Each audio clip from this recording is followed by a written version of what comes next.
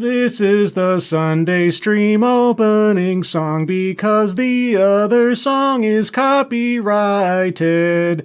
La la la la la la la la la la la. Oh look, here comes Dog Cat Fox. Hi, Sky. Good morning, everyone, and welcome to the Sunday stream. The stream I do on Sundays because Sunday is the day to stream on Sundays. Hope you're all doing well this morning, this beautiful Sunday morning. A morning of possibilities beyond compare. Yes, I slept in this morning and it was great.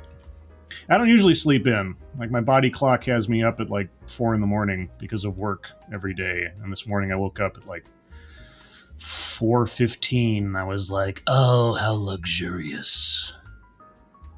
No, I did sleep in, or at least lay in bed an extra while until about like 5 or something. But either way, not that that's important about anything. Who's here to join me on this beautiful Sunday morning for a variety of subjects?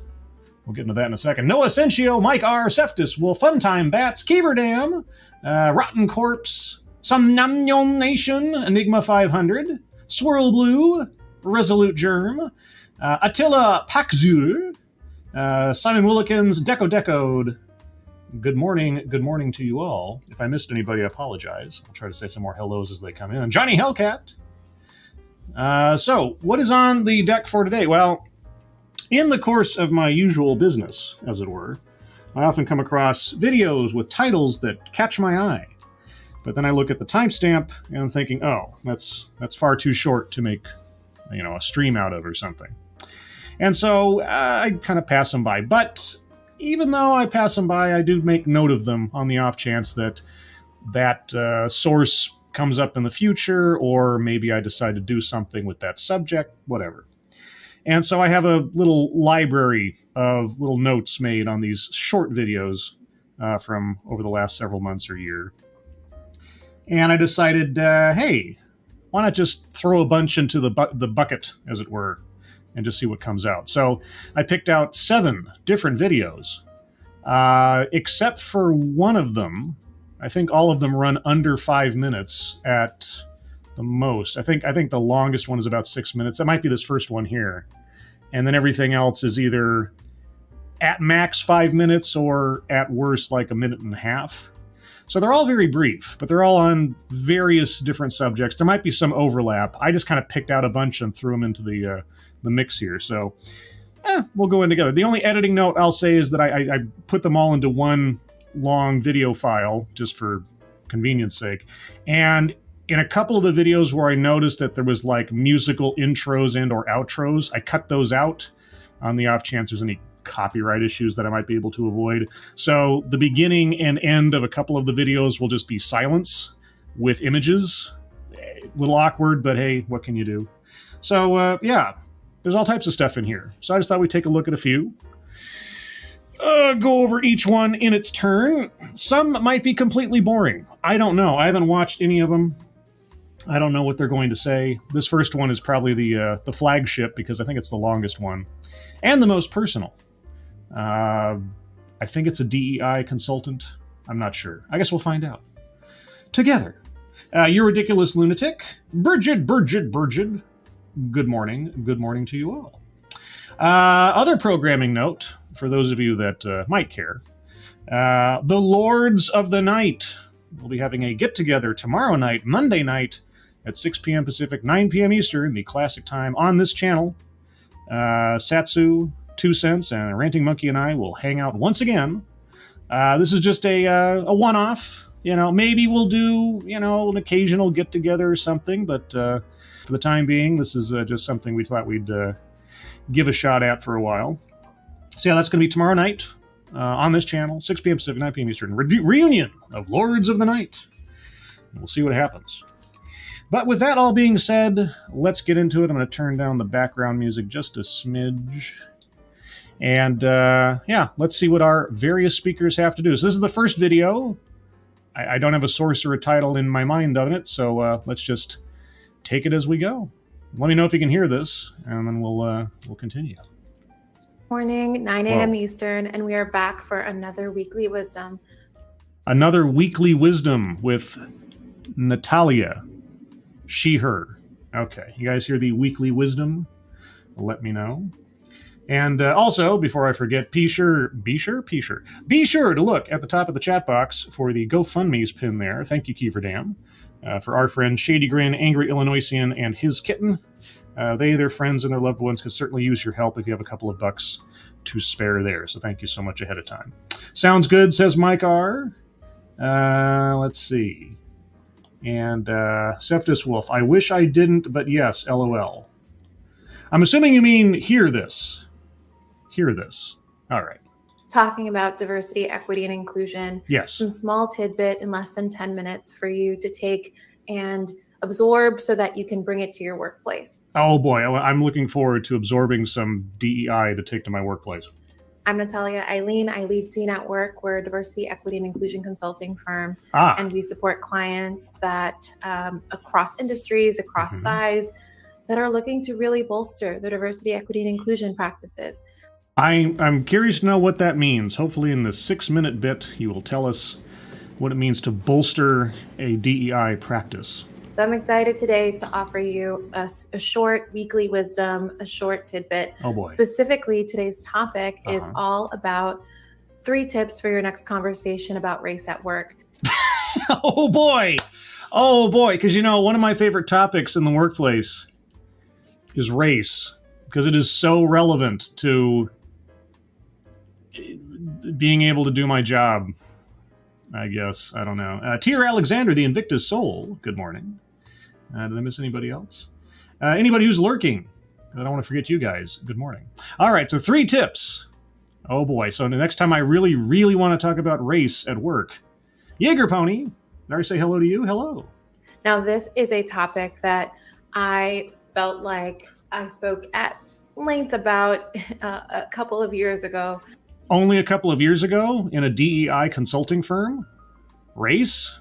Or you mean like tips for conversations about? Because I have a feeling that you talk about race quite a bit.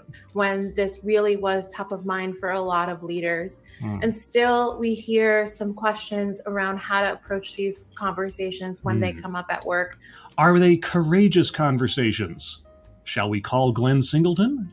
About race, about instances of bias or microaggressions and what have you. Okay.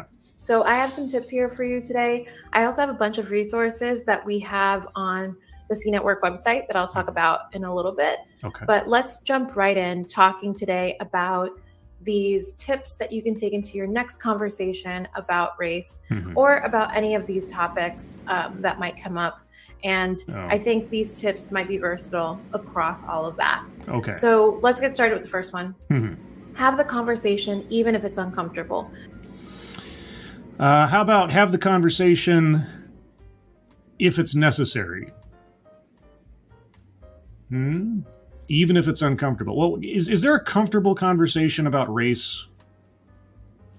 I mean, you know, diminishing anybody or any particular demographic down to skin color. Is that ever a comfortable conversation? And if you have a comfort level with talking about that stuff, is that a good sign? I'm just asking questions.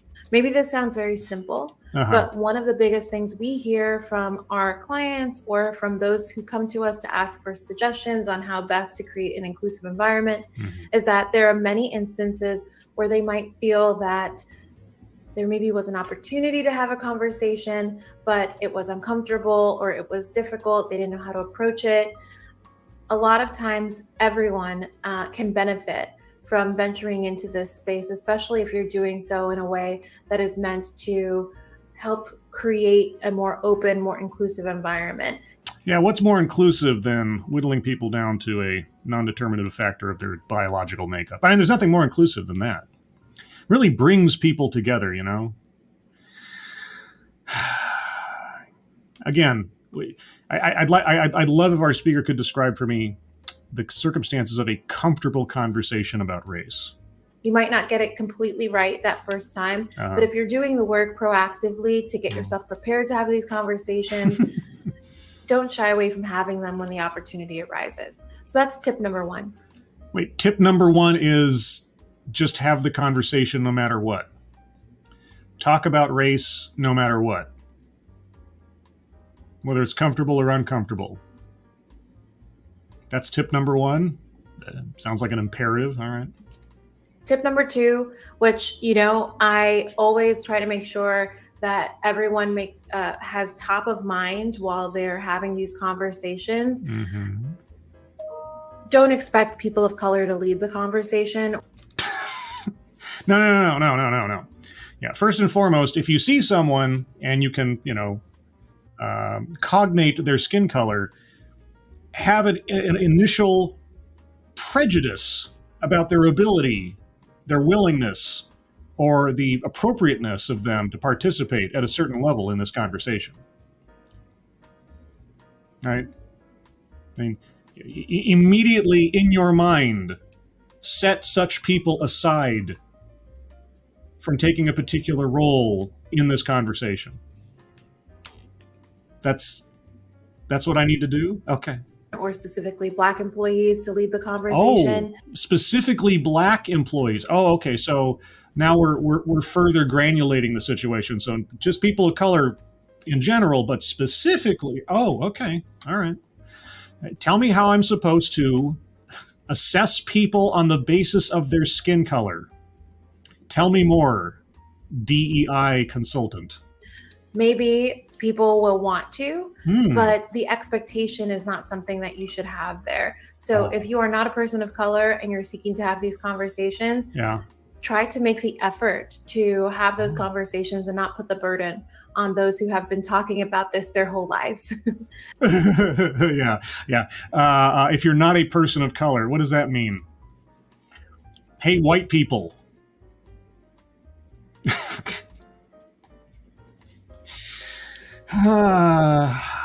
Yeah, okay.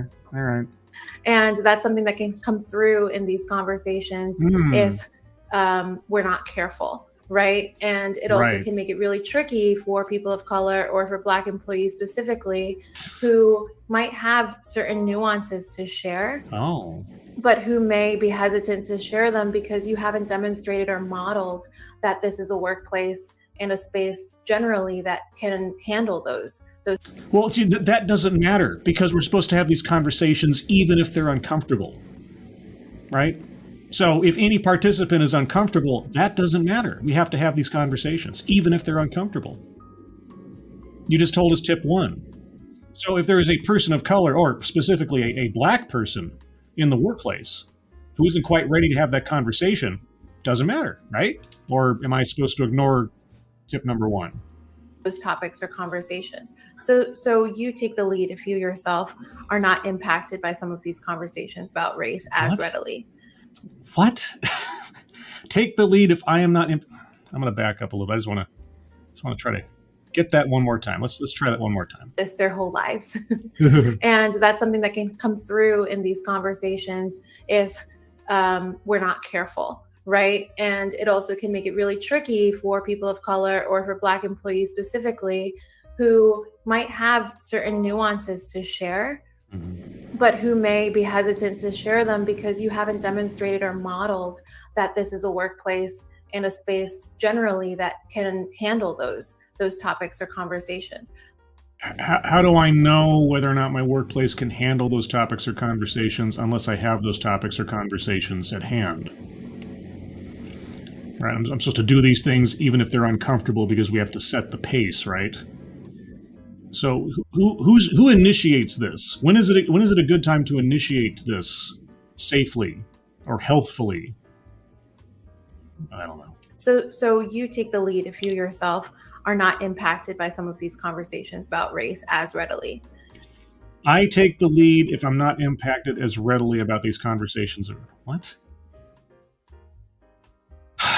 I don't know. All right. So that was tip number 2. And then tip number 3 is all about taking action, which means committing to learning more, making a change, whatever that means. After the conversation, this should not be just pat ourselves on the back. We talked about it. That was great. It should also include what comes next. So I often talk about that action piece in a lot of what I've written about this topic. One of the articles I wrote a while ago now in July of 2020 was all about this, that action piece. It's called The Anatomy of Your Next Conversation About Race at Work. The Anatomy of Your Next Conversation About Race at Work. I'm going to have to look that up and read that, just because I'm curious. I don't think she's going to recite it here. She's only got another minute or two. I'll make sure that this is linked for you so that you can take a look at this, but it is all about how you can remember to do certain things just using parts of the body as reminders for yourselves. Parts of the body? Well, this is getting all... See, your next conversation about race, that tells me nothing about what the conversation is about. It's like the anatomy of your next conversation about celery at work. What about celery? Just the existence of celery? Or the nature of celery? What? Okay.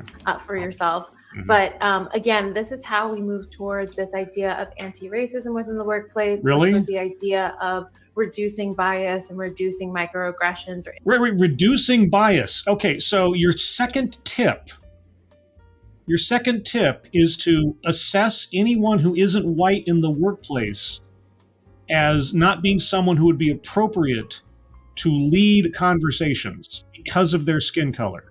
Obviously, they are fragile. Obviously, they are vulnerable. Obviously, they are not in any particular shape to talk about these subjects or take the lead on such subjects, because that would be a burden.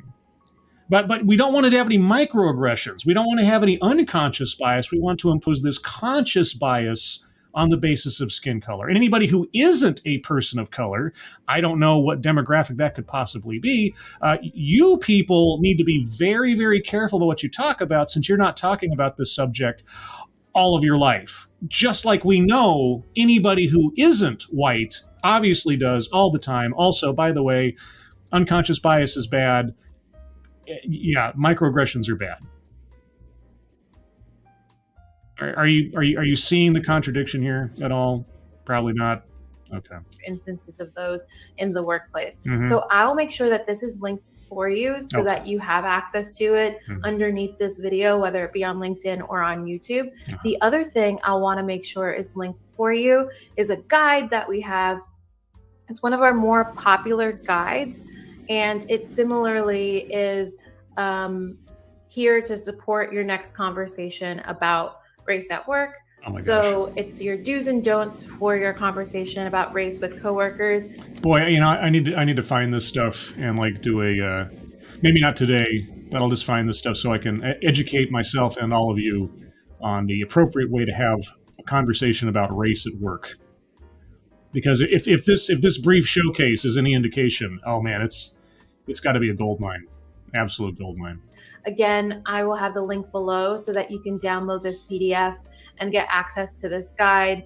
It offers all of those details that might be helpful to have on hand as you're having these conversations. Yeah, okay. Again, I know that this was maybe more of a conversation 2 years ago when we saw the resurgence of the Black Lives Matter movement and people thinking about diversity, equity, and inclusion more readily. But no. This conversation is ongoing. This conversation never ends. This conversation will not stop. As long as there is a buck to be made, this conversation will continue forever. Also, Mike Savage, No One Nowhere, and who else did I see here? Brittany Holland, Vera of Ashmedai. I thought I saw. Did I see Brittany Holland? I thought I did. Yes, I did. Brittany Holland. Hello. My hope is that these are continuing. Oh, I know you do. You pull your paycheck from them.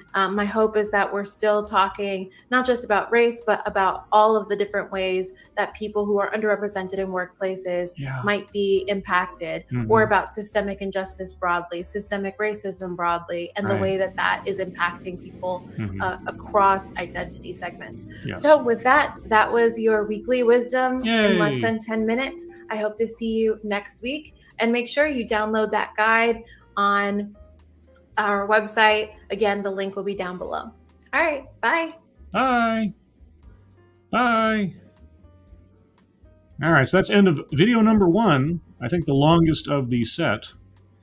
Boy, I learned a lot there, and I have a lead for some material for the future. So if I remember to do that, look up the How to Have a Conversation About Race at Work from Scene at Work, because it really is all about the aesthetic, first and foremost. All right. I have honestly no memory of what comes up next, so let's find out.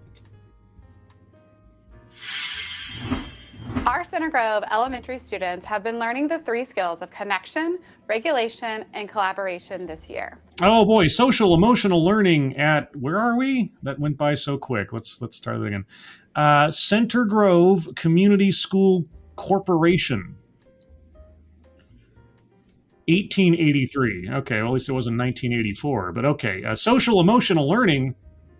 And what are we learning again? Students have been learning the 3 skills of connection, regulation, and collaboration this year. Connection, regulation, collaboration. These are social and emotional skills. Connection. Demonstrate the ability to network with others through social awareness and cultural sensitivity. Okay. Regulation. Recognize and manage one's emotions. Oh, is that all? That's, I mean, as we all know as human beings, that's a snap. Collaboration. Work well with others in a team. All right. Tell me more. These 3 skills are a part of our state's employability skills to help students K-12 be ready when they leave our school spaces. All lessons are age appropriate. However, they do all support the same objectives and themes to make sure that we are fostering warm, welcoming environments for all of our students.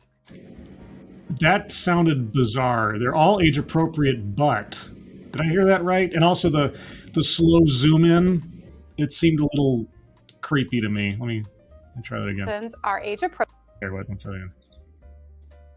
Sorry, I jumped too far. This is so, okay. These 3 skills are a part of our state's employability skills to help students K-12 be ready when they leave our school spaces. All lessons are age appropriate. However, they do all support the same objectives and themes to make sure that we are fostering warm, welcoming environments for all of our students. What does that mean? They're all age appropriate, however. That I didn't quite get that one. They're age appropriate, however. This year, our students have learned about identifying their feelings. Oh, okay, yeah. Now, I don't know anything about this particular school. I don't know if it's private or public. I'm guessing corporation indicates it's probably private. I don't know. Is this school a therapeutic school? Right. I mean, is emotional counseling and therapy the crux of this, I assume, Institute of Education? And should it be, if it is? Our students have been using this tool, which is the mood meter.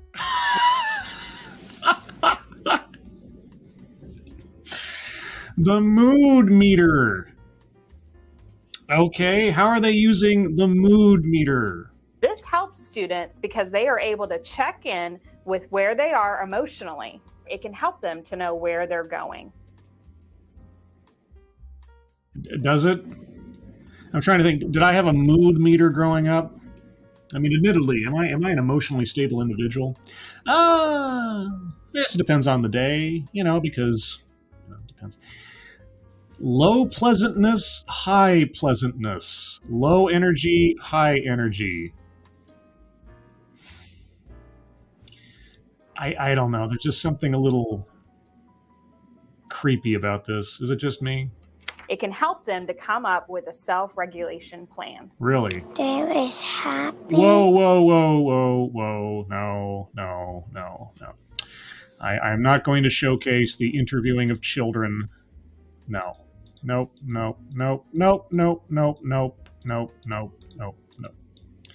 Yeah, the adults in the equation, that's fine. Kids, I'm not going to... You're not going to use kids as your spokespeople when they have no choice but to be beholden to the nonsense you may be putting into their heads.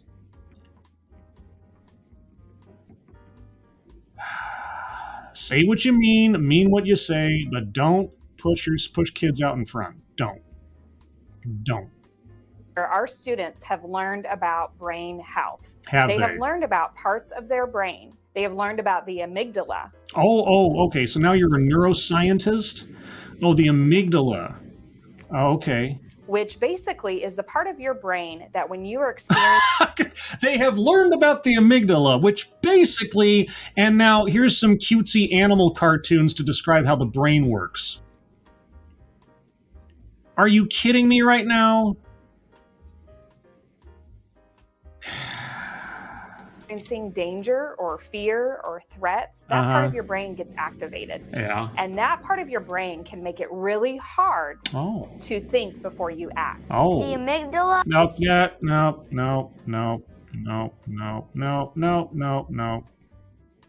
Prefrontal cortex, that's the part of the brain where they are really learning about good decision making. It's where they're creative. It's where they're doing kind of that higher order thinking and problem solving. When your amygdala is activated, you cannot access your prefrontal cortex. Okay, I have a question because I don't know. What do the letters after her name mean? MSW, LSW. Is that indicative of someone who is like a neurologist? You know, someone who's trained in that stuff? And I know you don't need to be necessarily a certified, whatever in a particular subject in order to speak intelligently on a particular subject. I'm just weirded out, not only first and foremost by using children as their spokespeople, which is always creepy and I think inappropriate in these cases, but why? Why are you focusing on this? And I don't know anything about the school. Is the school geared towards some kind of emotional therapy session? Are the people involved in this school trained therapists? Do the parents consent to their children's educational time being used to impose emotional therapy? Thank you, Johnny Hellcat. Finally, a use for that mood ring. I know, right? I mean, they might as well just assign one to every kid at the beginning of the day so they can tell, like, where's your mood at? Yeah, okay. Thank you, Johnny. All right. Let's see. Oh, I have answers in the chat by my wonderful audience. Johnny Hellcat, licensed social worker, master of social work. Well, isn't that just comforting? A social worker is a social emotional learning specialist talking about the way the brain works to small children in order to teach them how to regulate their emotions. Sounds very Vulcan if you think about it, So when we're in our prefrontal cortex, we think about our choices and we think about our consequences. No.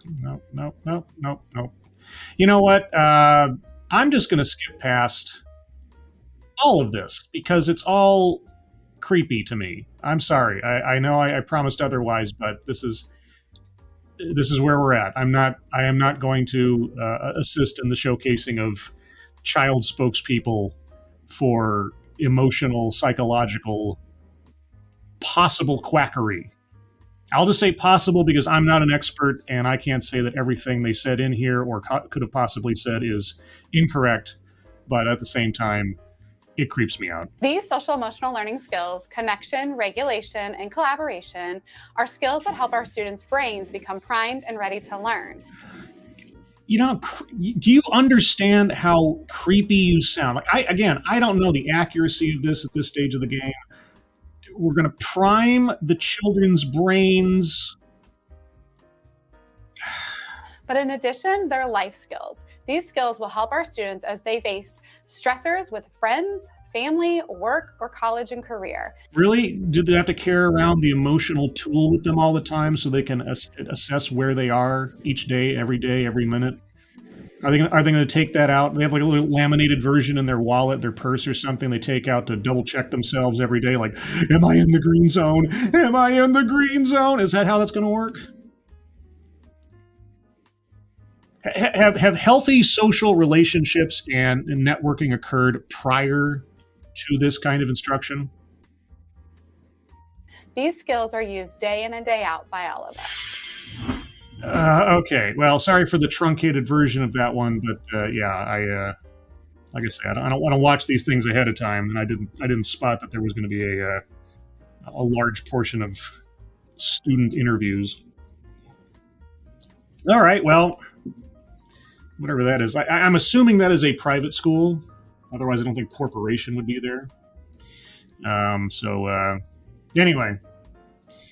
Just one more example of how social emotional learning, every time I take a look at that subject, it either makes absolutely no sense or it just sounds inordinately creepy.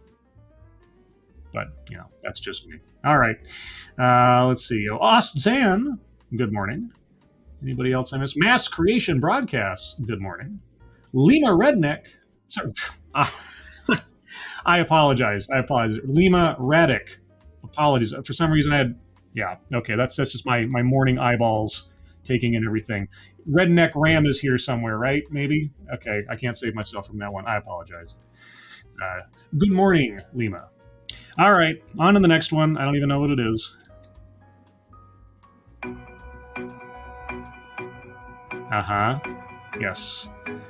Oh, the Department of Pathology. Oh boy, diversity, equity, and inclusion in the Department of Pathology? There better not be any screenshots of dead bodies in here or something. Yeah, come on. Hi, I'm Chuck Parkos. I'm the chair of the Department of Pathology at Michigan Medicine.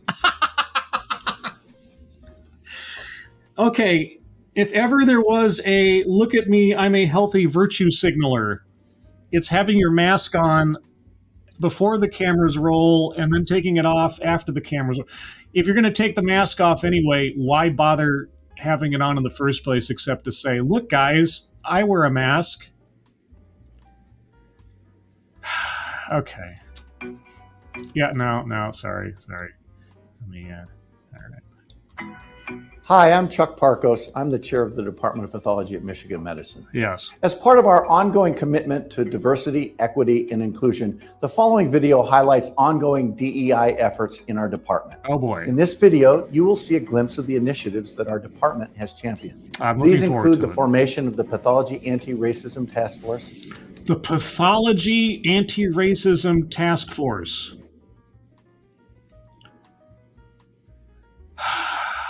Task force. What force do you apply to make sure that you're anti-racist? Resident DEI committee, equity walk, and more. Equity walk? Oh, is that like a privilege walk? You guys ever seen what a privilege walk is? Oh man. You see, the first time I heard that term way back when, I thought it was something like, we're going to go on a field trip to like a really fancy and expensive part of town and just like walk down the street and look at how privileged everybody is or something. No. I wondered, not knowing, because I haven't heard of equity walk before. The privilege walk is you line up a bunch of people side by side, and then you start asking particular questions. Like, if your parents have ever divorced, take one step back, right? If you've never gone a day without being hungry, take one step forward, that kind of thing. They start asking these questions about, inherent privileges or life experience deficits or hardships, that kind of thing. And then by the end of like this 20 question thing, you see where each individual stands as compared to where the first position was. And then you see who is more or less privileged than everybody else. I wonder if the equity walk is similar to that. I hope they'll show us what an equity walk looks like. I have a feeling it might be the same thing, but who knows? In addition, you'll hear junior and senior leaders share why these DEI projects are so critical to the success of our department. Okay. After watching, I encourage you to consider your role in creating a more equitable, inclusive, and accepting workplace for all individuals. Thank you. All I do after watching these things is consider how I might make a more equitable and inclusive workplace. Yeah, usually by setting aside nearly everything that I'm ever advised in these videos, because it all sounds like nonsense, or legally questionable advice at best. I consider it really important to have a very diverse workplace because I consider it important to have, colleagues who I work with who are different from me because they can challenge my point of view. How do you define diverse? Because every individual is unique from every other individual. We know this very, very explicitly. We're looking at twins, right? Twins, they can look the same or very similar, but they're not the same person. Even in twins, there is diversity. So what do you mean by diverse? How do you ensure this? But it's also important for me to look around and see people who are similar to me. Oh, look around and see people who are similar to you. Okay, so you have certain aesthetic necessities. Tell me more about your aesthetic necessities in people. You really need people from a professional point of view, from all sorts of different backgrounds, because frankly, our mission is to improve the health of all individuals in this country. And so you really have to know something about their individual backgrounds, where they come from, what their environments are like. Where they come from, what their environments are like. On a professional level. Really? Do you need to interrogate other people that deeply when it comes to a professional level interaction? Okay. To really be able to best appeal to them, but also understand what their actual medical problems are. Oh, you're talking about patients? Oh, I thought you were talking about, you said, okay, I misunderstood. If he's talking about like patients, like, yeah, if, like in any episode of House, like, someone comes in sick and he's like, well, what environment did they live in, etc. Okay, if that's what you meant, then, I withdraw my sarcasm, at least in part. The Trainee DEI Committee is a group of residents and fellows dedicated to the advocacy, education, and recruitment of DEI principles in our programs. The recruitment of DEI principles in our program. You said nothing. You said absolutely nothing. Please give me some details. The committee was created in the spring of 2020 with a focus on the trainee programs. We work closely with our program directors and department leadership and meet with them on a regular basis to discuss our ongoing work, future projects, and align goals. Such as? Each year we host an equality walk that's open to all members of our department. Oh boy, yeah. Tell me about the equality walk. Tell me what an equality walk is. Is it like a privilege walk? And basically it's a march for equality and to honor Juneteenth. A march for equality and an honor Juneteenth. Okay, so it's not a it's not a confession session, more or less. Okay, so it's just a wait. Did you say walk for equality or wait? Did you say equality or equity? See education and yeah. No, okay, let's try. The time spans in this thing are so brief. Each year we host an equality walk. An equality walk. Okay, well, I believe, if I'm not mistaken, your superior at the beginning of the video called it an equity walk, which indicates something completely different. All right. Now, thank you, Keeverdam. Remember, the privilege web, LOL. Oh, yes, the privilege web, the privilege constellation. I've seen a privilege mosaic before. I mean, just privilege and then imagine a whole bunch of things. And there you go. Yes, there's a whole bunch of privilege. I think I saw one time like the privilege universe or something. Like they used like the solar system. It's been a while. Thank you, Keeverdam. That's open to all members of our department. And basically it's a march for equality and to honor Juneteenth. We do a walk around our building, and then we kneel to honor the legacy of George Floyd. The legacy of George Floyd.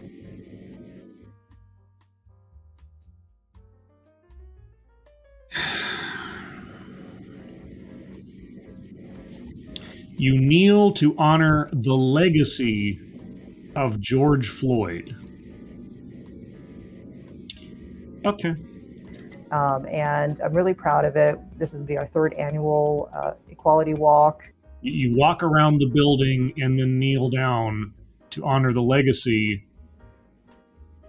of someone dying. I mean, his only legacy is having been killed. That's it. George Floyd was not a freedom fighter. He was not a political activist. You're kneeling for a martyr, basically. That's it. I mean, that's what he's been turned into. His death has been used as a tool, and that's the only legacy of taking that man's death and turning it into a leverage point. But okay, that's your equality walk. You walk around the building and then kneel down to the death of a single individual. All right, okay. And, it's really great to see so many members of our department getting together and doing something that they're really passionate about. Well, if they declined, what would you think of that person? How would you categorize that person in this environment? If someone declined to take the time to walk around a building and then kneel down in honor of someone's death, would you feel comfortable with that person in your diverse department, I wonder? Taking time out of their day for such an important cause. An important cause. Walking around a building and kneeling down. What are you accomplishing? I mean, are you raising money during the course of this to give to some charity or something? An important cause. It shouldn't be called a equality walk or even an equity walk. It should be called by its rightful title, a guilt trip. We really want to have the kind of environment where everyone feels that they can succeed to their maximum and also really develop and feel welcome and valued and respected. Sure, all of those things are good. I'm just curious about how you go about doing it, because so far, it sounds a little racist. We were able to create a recruitment infographic that is displayed on our webpage. A recruitment infographic displayed on your webpage. Will you display it for us here? Because I'd love to see it. And has been well received by applicants as well as in the department. For more... Okay, so you're telling us nothing. You've told us nothing about nothing. The most detail we've gotten on any of your initiatives has been the equality walk, which is entertaining enough, but you're not even going to give us a shot of the infographic? Okay. I'd love to know what your recruitment practices are, because after my brief examination of University of Wisconsin at Madison, recruitment seems to be the area that I'm going to have to hone in on when I look at these college videos from now on. In the department. For more information about our DEI efforts in our department, please visit our website, where there'll be a link for our DEI committee and for the Pathology Anti-Racism Task Force. Ding! Okay, Department of Pathology, and there's a little link down there, diversity, equity, and inclusion. All right, well, something else I might have to check out later. Maybe I'll do a follow-up to the potpourri with all the supplemental information that I'm directed to, either from having conversations about race in the workplace or DEI and pathology. La la la la la la la la la la la la la la. All right, well, there's end of video 3 of 7. I think I've said everything I have to say about that one. Woodcutta, good morning. Anybody else that I see here? No. Spudgun, good morning. All right, who's next? Come on, you can do it. Biz Library, your online learning partner. Okay. I think this might have been one of the ones that I cut out the music at the beginning, so it might be silent for a second. Expert insights. Oh boy. Thrive while working remotely. Well, a lot of us are doing that now. Yeah. With Mike Gutman. All right, Mike, let's go.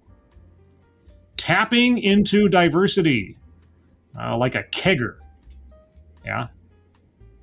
When you work in a remote environment, yes, there are opportunities to leverage diversity, equity, and inclusion strategies in ways that you just can't in an office. Oh my God. I love his energy. Whatever else, I love his energy. We'll see where it takes us. So it's really important to consider how remote work can bring even more voices to the table and how to support them. Okay. So if your office is in an expensive geography, allowing your team to live in less expensive areas promotes financial equity. Allowing my team to live in allowing. I allow you. Okay. Yeah.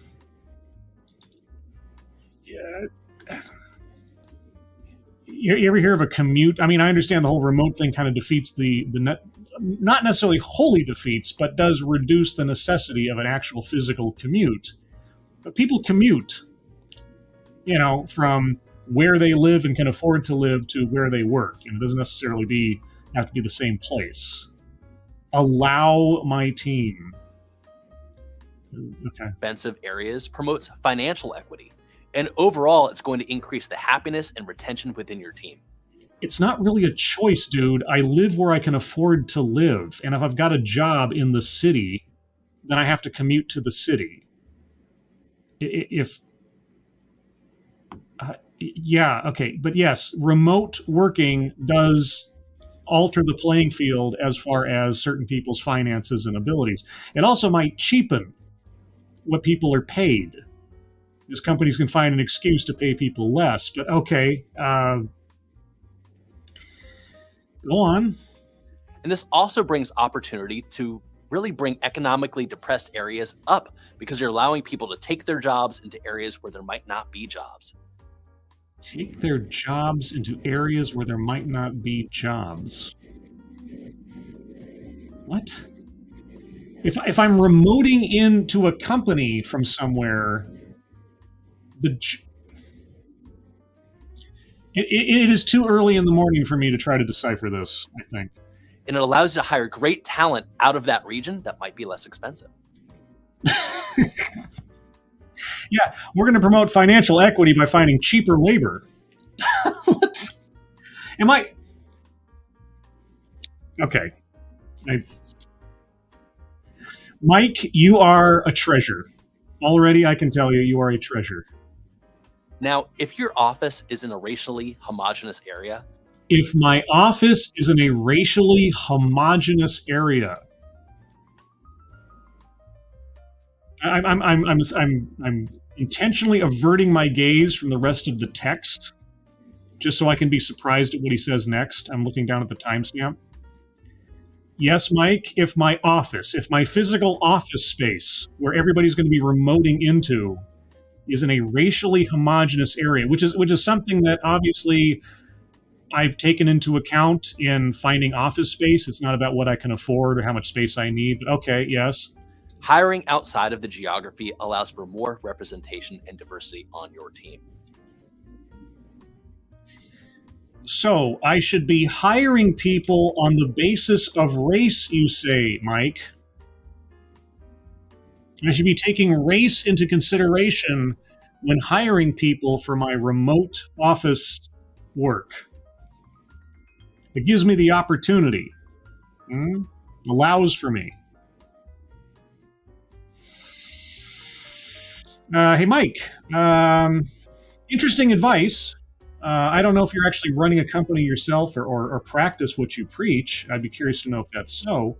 I'm wondering if you have any awareness of something called the Civil Rights Act of 1964. Just wondering if you have that in your mind somewhere. Granted that this is a company that operates in America. It could be Canada for all I know. Because you can hire from historically Black colleges and universities, which are generally on the East Coast. And know that all organizations have basic tendencies to hire people like themselves. And this can be perpetuated in things like referral campaigns. Right. So avoid hiring people like yourself by intentionally hiring people not like yourself. And the metric by which I shall determine who is and is not like me is race. That's your advice, Mike? Okay. So just being aware of that will help you bring more diversity to your table. Yeah, no, I get it. Yeah, being particularly discriminatory in who I'm going to hire into my workforce on the basis of their skin color, yeah, that will, yeah, okay. All right. Also, to be inclusive for families and making sure you're creating a place where they can build their career, it's important to have flexibility for folks who are taking care of their kids or their loved ones. I agree. Or a certain reasonable level of flexibility is good. It is supportive because even though, yes, I've talked before about professional distance at work, some things you cannot separate. If you have to take care of your kids are priority, you know, even in the workplace. And allowances should be made, both by law, obviously, and company to company, depending. I agree. And you can also create a more inclusive work environment for folks with disabilities or with health conditions, because if they're working from home, that's generally a more comfortable condition for them to work in. Yes, that is true. There's also laws about that as well, Mike. I'm sure you know. I don't know why you're not mentioning that as well. But yes, remote working does allow for people who might otherwise have difficulties getting to a physical workplace or operating therein more opportunities and more ability to make a living. Yes, very good. So for next steps, to really gain traction in these areas, my recommendation is to build some basic guidelines on how you will support these initiatives, put them into action, and measure their success. Like? You can do things like creating surveys and collecting team demographic data that will help you keep a pulse of how you are doing. Collecting team demographic data in order to tell me how I'm doing. Oh, okay. So, God, what's another word for that? Oh, quota. Is that what you're intimating there, Mike? Maintaining a quota, a demographic quota, in order to encourage diversity. And diversity is based on race, a racial quota. Mike, is that what you're getting at? I think that's what you're getting at. Really think about the team that you want to have. Oh, the team that I want to have on what basis? Skill, merit, experience, or appearance? The voices that you want to bring to the table and how you want to support them equitably. And once you have a good idea of what that looks like. Yes, Mike. Yes. Then these strategies can help you work backwards to achieve that goal. Okay. Work backwards to achieve the goal of the best aesthetic for my workforce. Okay. All right. Thanks, Mike. That was very informative, I think.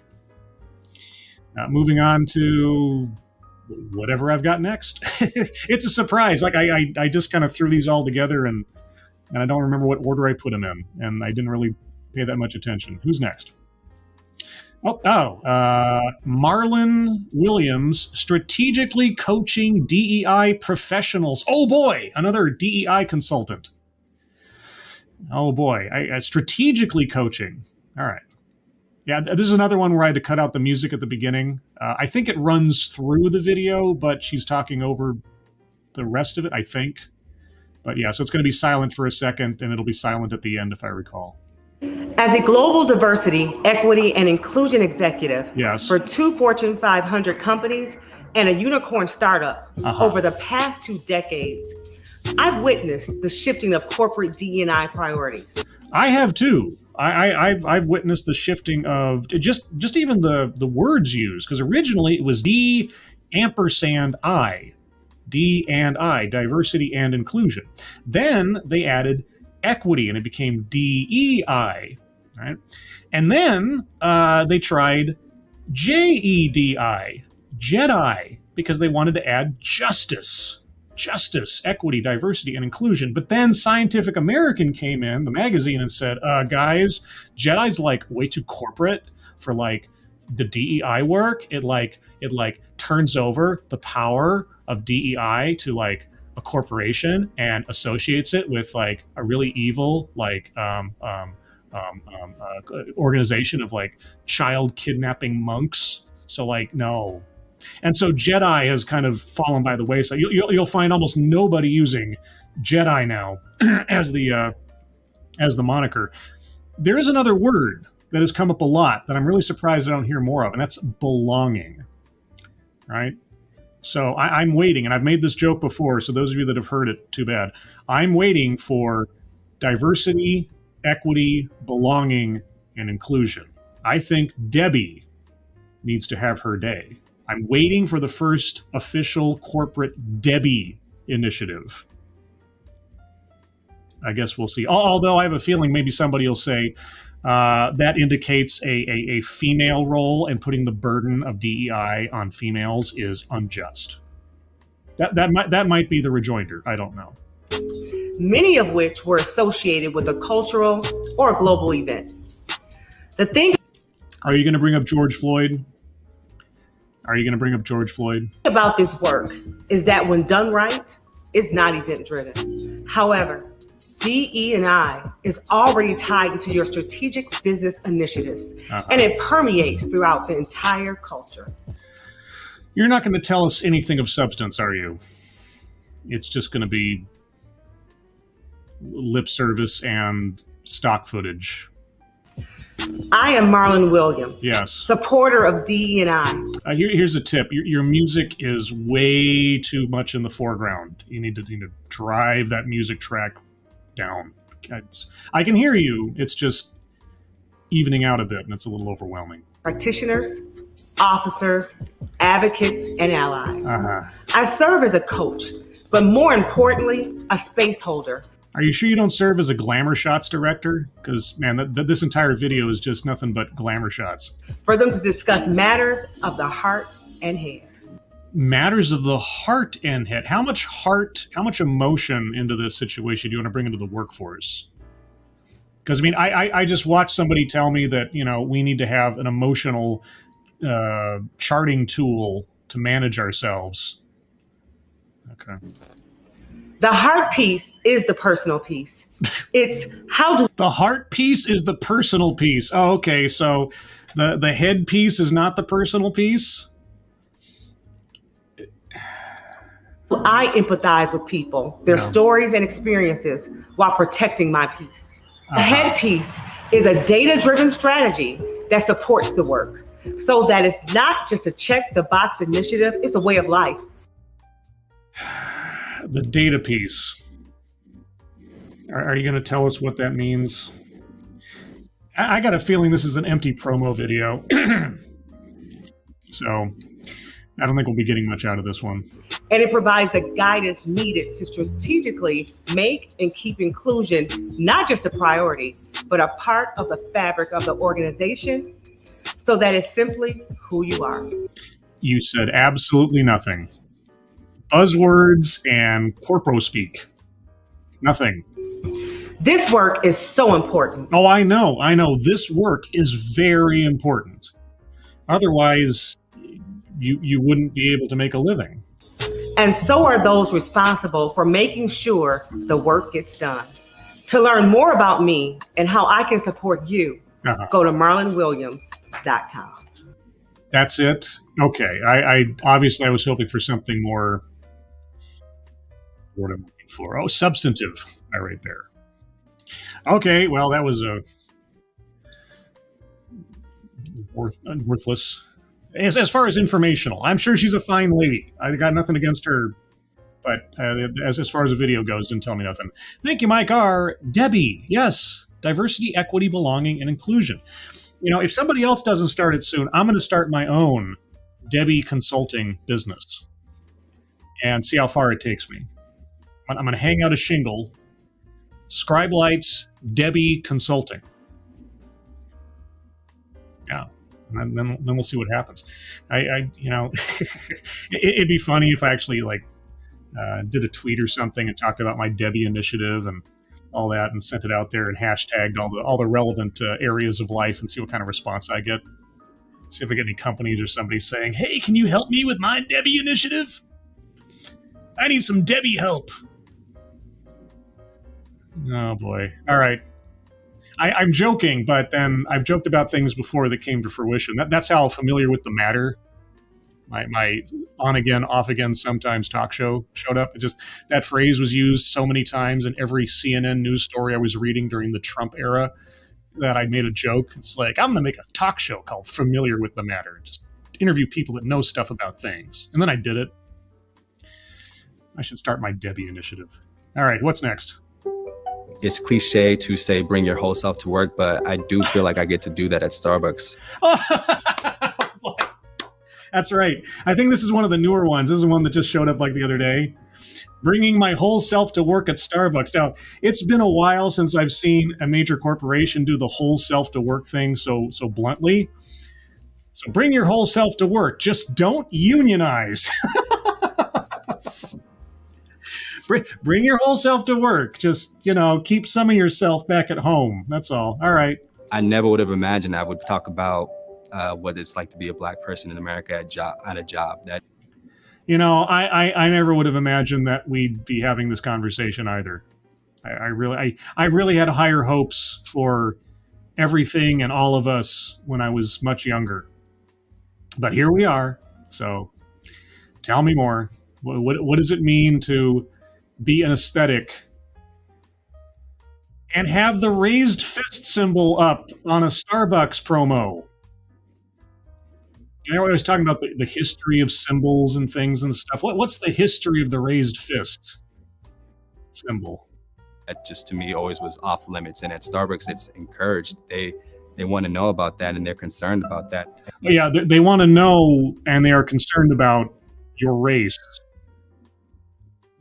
Okay. And that to me is why I stay here, where they care about that aspect of my life. And they do want to see change happen, and they do want to have those conversations. Not just don't have a conversation about unionizing. Just don't. Just don't.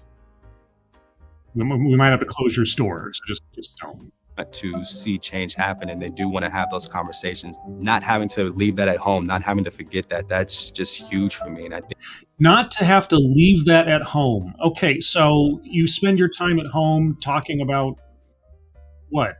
Race? So wait, so you actively have conversations at the workplace about your race. To what end? Of what benefit is it in the course of the workday?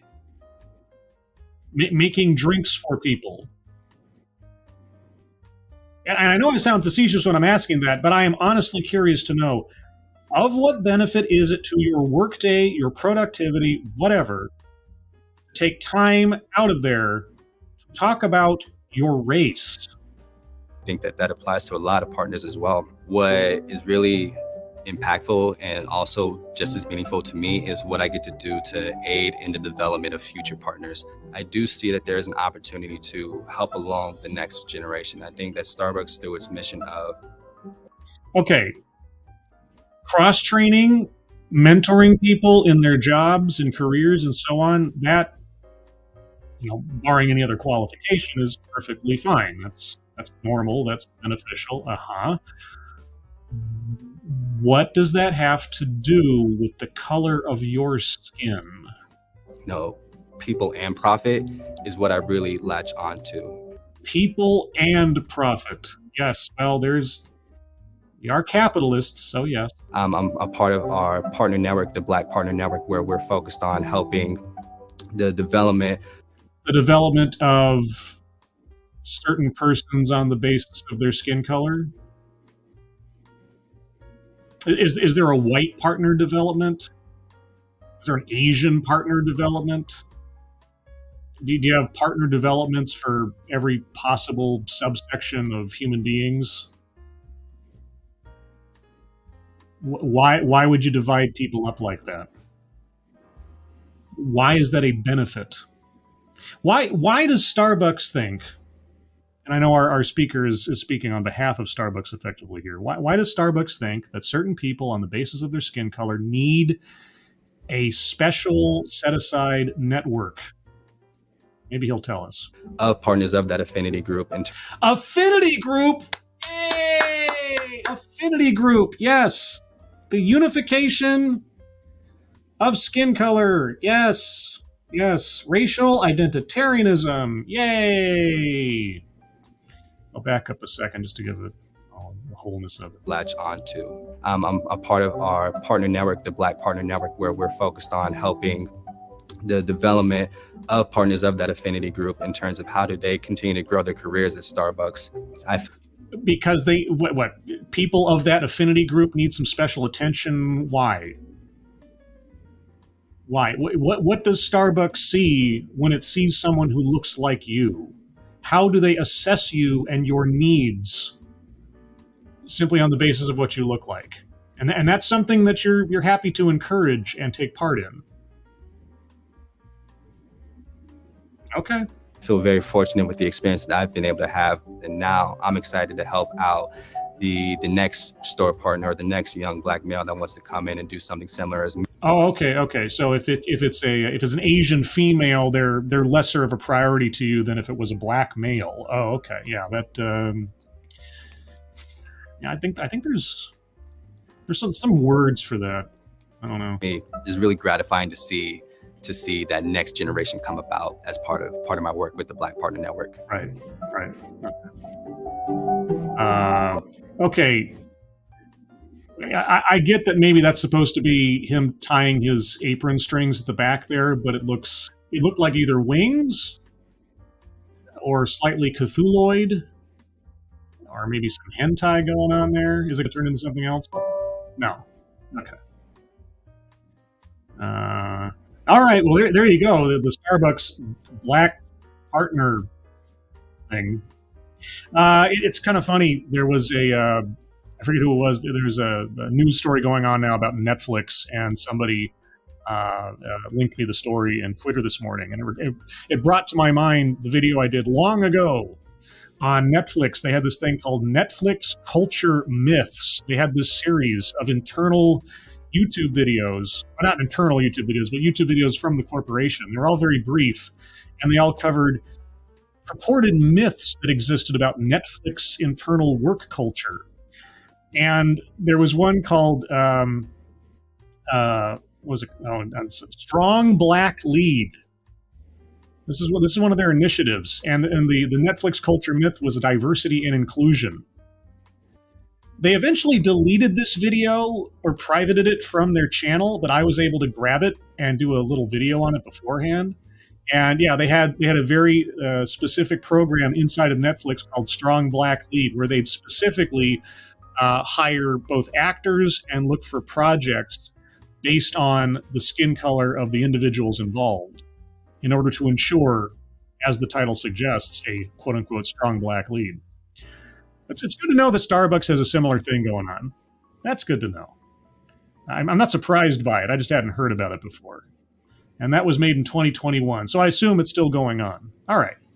And I think, if I'm not mistaken, if I haven't lost count completely, this next one might be our last video. So let's get ready for... Is it Ritu? I think it's Ritu. Standing in my power as a woman of color. Okay, tell me about your power. It's amazing to be a woman.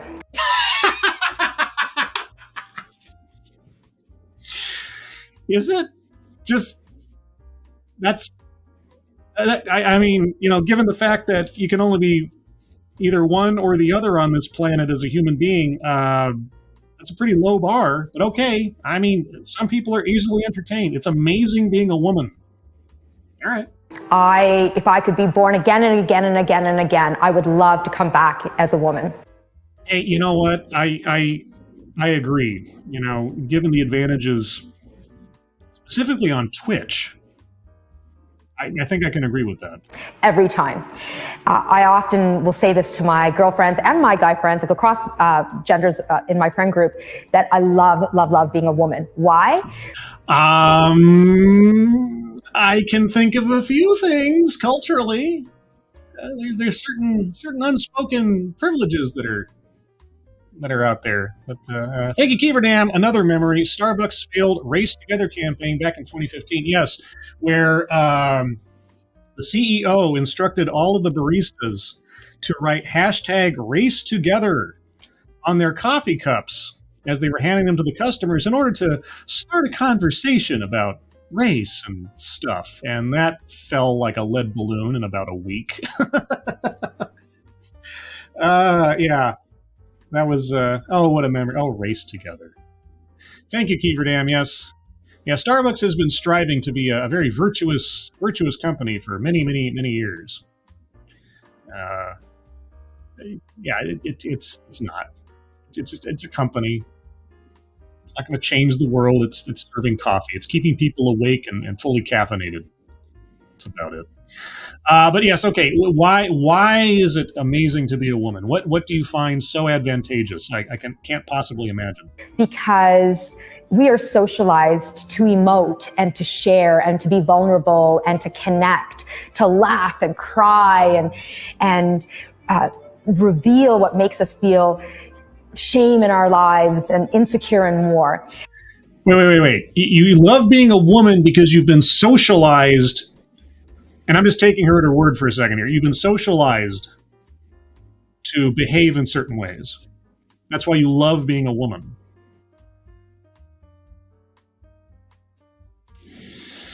Okay. And there is so much meaning and power that comes with that. There's so much meaning and power that comes with, okay, everything you just described is not unique to women. I don't know if you're aware of this. Everything you just described is not unique to women. It might be more instinctually inclined towards women, right? And sure, there is a sociological aspect to it. But, men can also do those things. They just do them, perhaps, differently. Yeah, I don't know.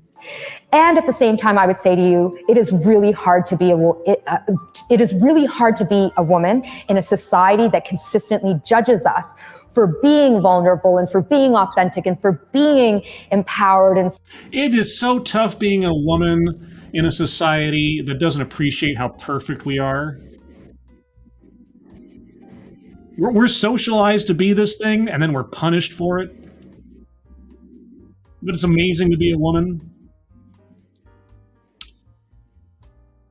Okay, let's back up a little bit. To be a woman in a society that consistently judges us for being vulnerable and for being authentic and for being empowered. And for being authentic. Okay.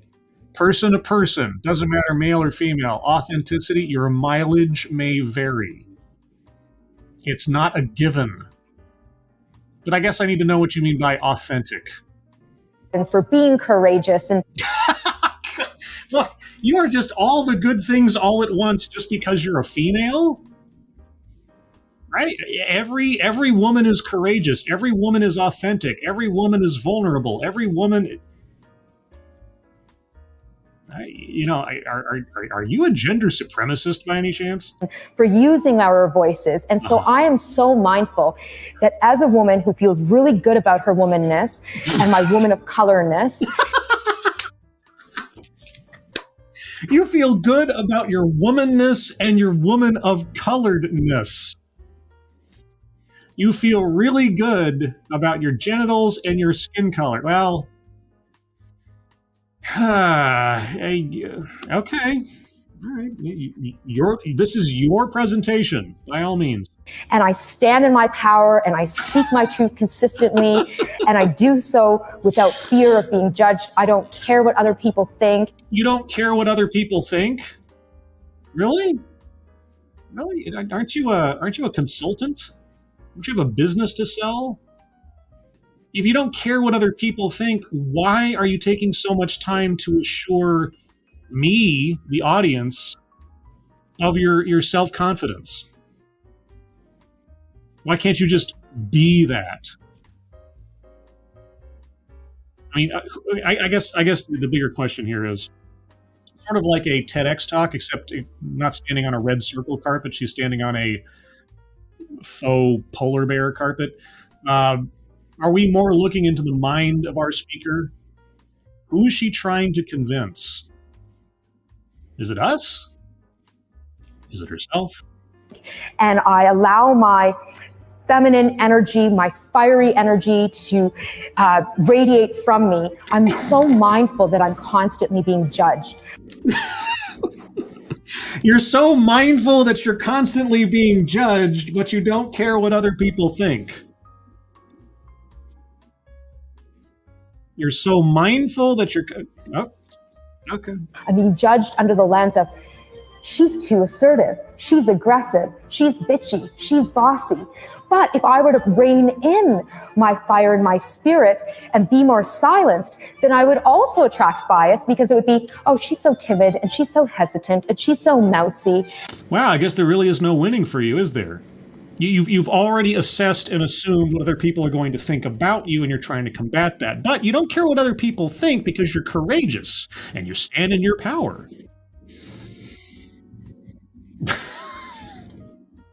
And so we call this the double bind of bias. It's like damned if you do and doomed if you don't.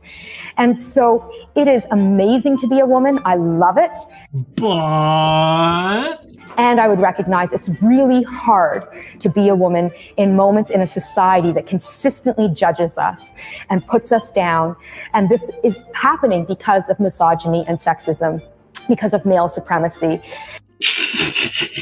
Oh, yeah, well, yeah, male supremacy, bad. Female supremacy, good. And to that, I would say, but I am going to stand in my power and use my fire as a way to interrupt these systems of oppression that hold us back. Yeah. I will not sit down. I will not be silenced. Yeah. I am unapologetically standing in my power as a woman of color, because this is what being a woman is all about. Okay. Yeah, that's Ritu. I'm always hesitant to try to pronounce her last name because I know I'll probably mess it up.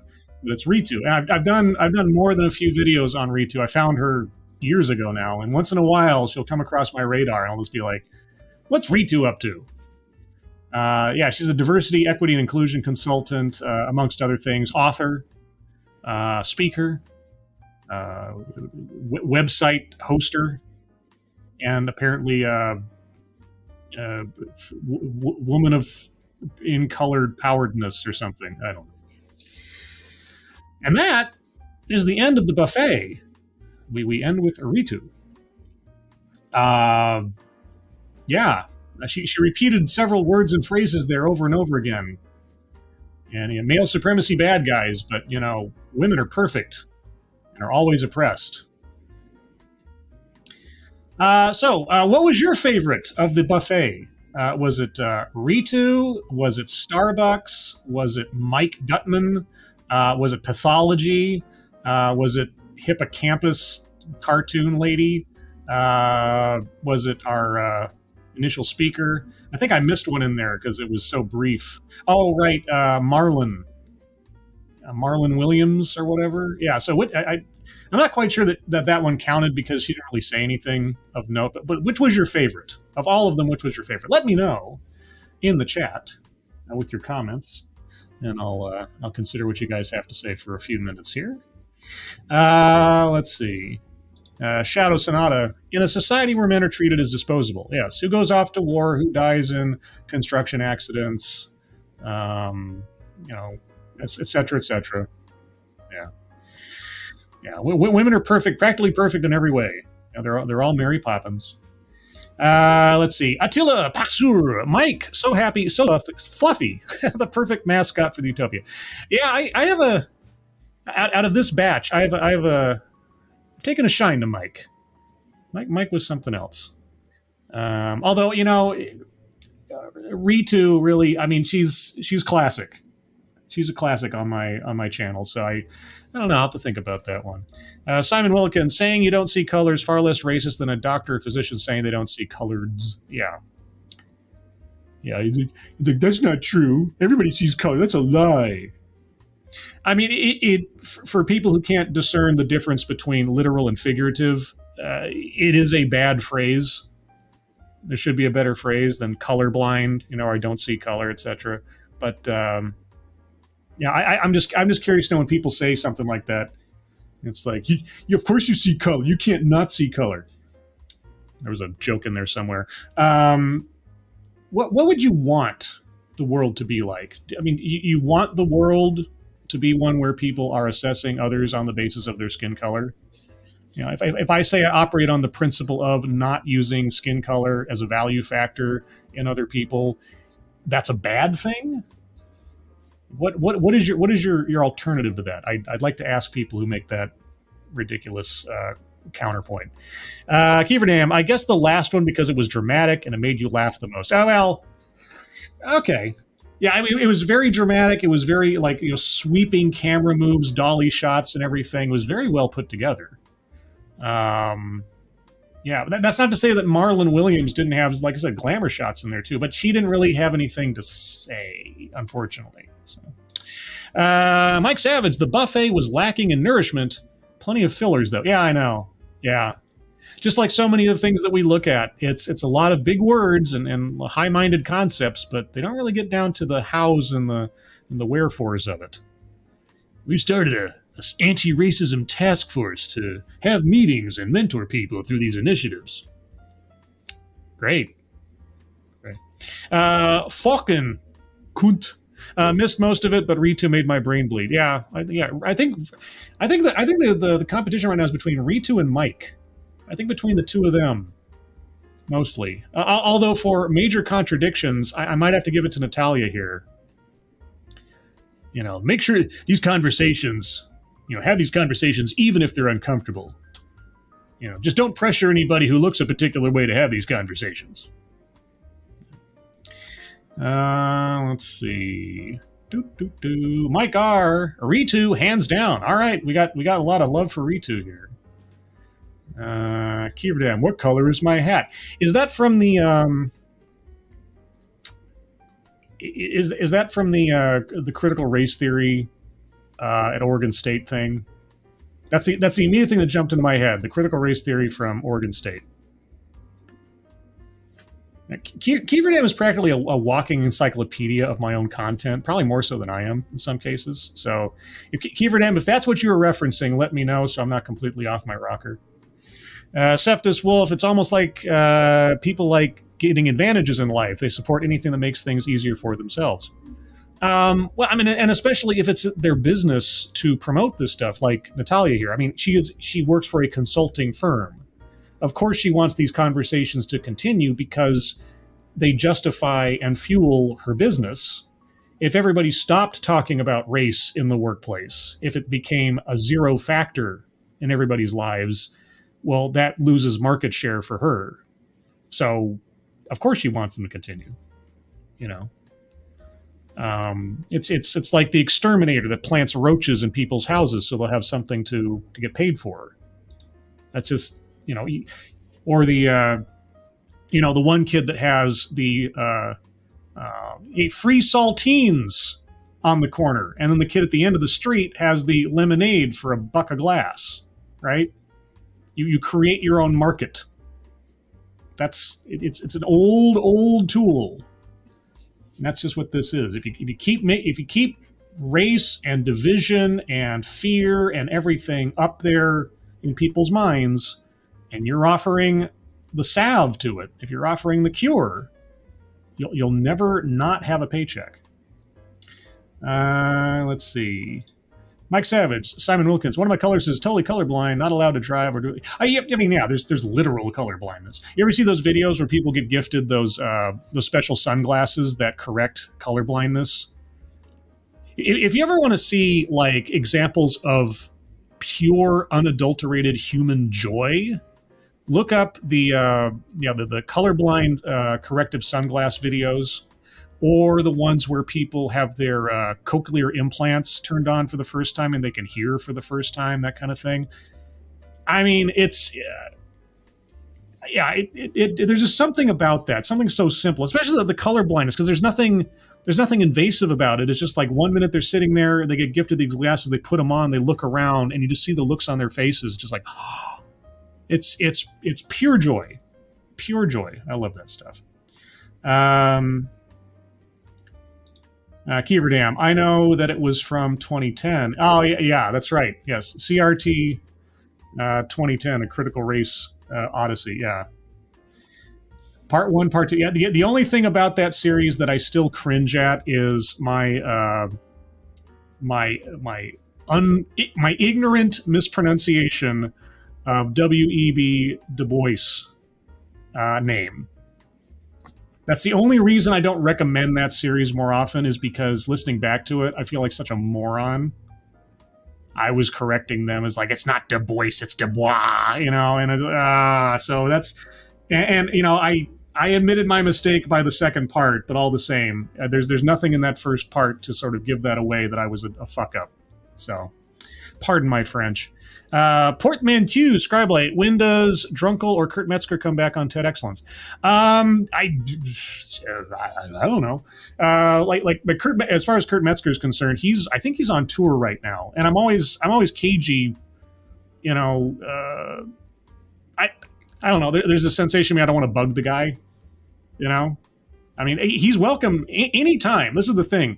Kurt or Drunkle or Monkey or Sats, anybody in the retinue of my sphere is welcome to say, hey, you know, I just get kind of cagey, like bugging people about it. Maybe I should. I don't know. But there is at least a tentative plan in the near future to have Matt Orchard on. The idea being he's going to pick a TED Excellence that he will subject me to. So we'll see what that happens with that. But yeah, Drunkle. Drunkle. I mean, I'm happy to have Drunkle on whenever. The only thing I hesitate about Drunkle is just the time difference. Like when I'm doing my show, it's like 2 a.m. there or something. But I'm happy to switch up the schedule if it'll accommodate people more. So it's not a matter of I'll never have him back on again. It's just sort of my insecurity, I guess. I don't know. I'll see what I can do. A lot of people have been asking about Kurt lately. I'll see if I can touch base with him and see if he's got some free time in the near future. Let's see. Anybody else on their favorite? I think Ritu might be the winner. I think Ritu might be the winner for this buffet. Maybe I'll do more of these in the future, because I do come across a lot more promotional brief videos than I do like full-on panel discussions and things. And obviously, again, mileage may vary, but these can be fun. I think I'll be more wary of double-checking some of the more educational ones in the future to make sure that we don't have long periods of child testimonials, because I wasn't really jazzed about that. Kay Scholl, hello. Well, hello. Good morning. And with that, I'm going to call this one to a close. Guys, thank you so much for joining me for this topical buffet. I might do more of these in the future. Just another programming note for those of you that missed it at the beginning. Tomorrow night, Monday night, at 6 p.m. Pacific, 9 p.m. Eastern, on this channel, we're going to have a Lords of the Night reunion show where Ranting Monkey, Satsu 2 Cents, and myself will sit down and do whatever we want for a couple hours. So looking forward to that. Be here for that. Beyond that, Thursday, again, 6 p.m. Pacific, 9 p.m. Eastern, I'll have another episode of TED Excellence. I'll take a look at another off-brand TED Talk for wisdom and education. I call it Edudom, I think. Anyway, moderators, thank you for keeping an eye on things, even though everyone here is so well behaved and so intelligent and so insightful that you have very little to do. Everybody who donated either to myself or to the GoFundMe's pinned to the top of the chat box, thank you so much for your generosity. I really do appreciate it. Hope you all have a good rest of your Sunday, rest of your weekend. I hope the week ahead is a good one for you. I hope you are all safe and well. If you are not well, please get well soon, and I will see you on the next one. Take care. Bye-bye.